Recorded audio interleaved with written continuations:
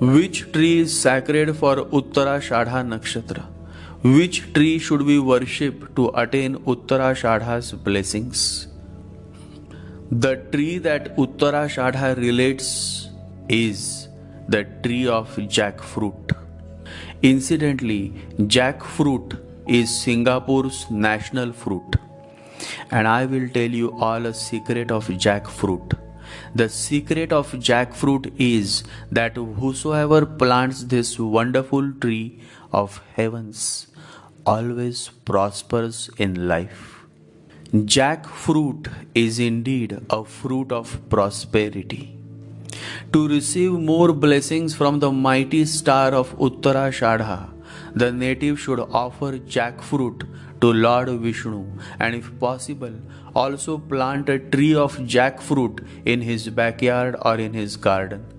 Reciting the holy mantra of Lord Vishnu, Om Vishnave Namaha, Om Vishnave Namaha, Om Vishnave Namaha, 108 times every morning and evening for a minimum of 20 minutes using a Spatik Japamala is also very helpful in overcoming the too ambitious nature of Uttarashadha Nakshatra. Always remember, ambition appears as good, but in reality, this ambition is poison that goes on killing you every day, and the best part is you never come to know until you die, until you take your last breath. Ambition is the greatest poison there is. It brings all the other poisons, greed, violence, competitiveness, struggle, a constant state of war with everybody else. It does not allow you any space for love to grow, and your real being flowers only with love. Ambition is against love, and anything that is against love is against you and your real life, your real destiny. And nothing kills love more than ambitiousness. Always remember, the wheel of life goes round and round on the axle of ambition, hell. It is this fever of ambition that poisons life. Among the most serious diseases and mental troubles that a man has known, there is no greater disease than ambition.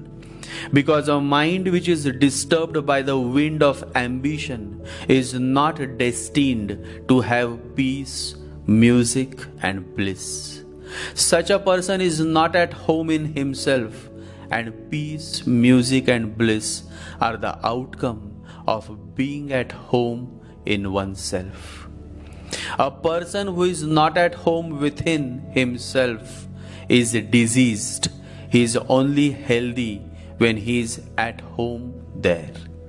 In practical life, it is not bad to dream of attaining something, but you should know when to stop and where to stop. And if you are not able to do so, then you become Alexander the Great, who died in utter disappointment.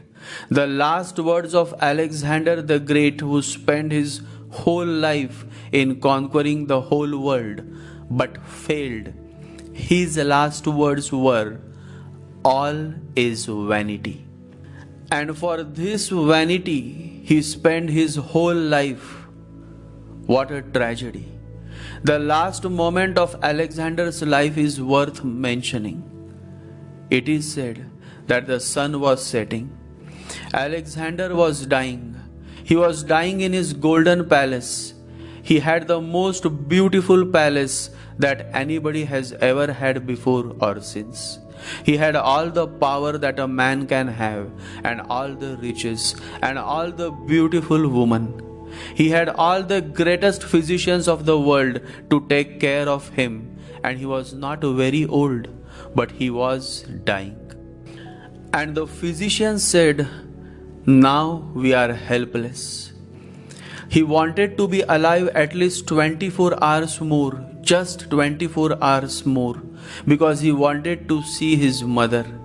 He had promised his mother that he would come back. He had to go and conquer the world. But when he was leaving, he promised his mother that he would come back. And the distance was very little, but at least 24 hours were needed to reach there, or for the mother to be brought to him.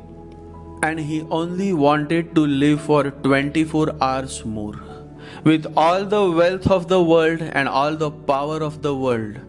But the physician said it is impossible. You cannot live for even 24 minutes. Life is disappearing, slipping away. We are sorry, but we cannot do anything.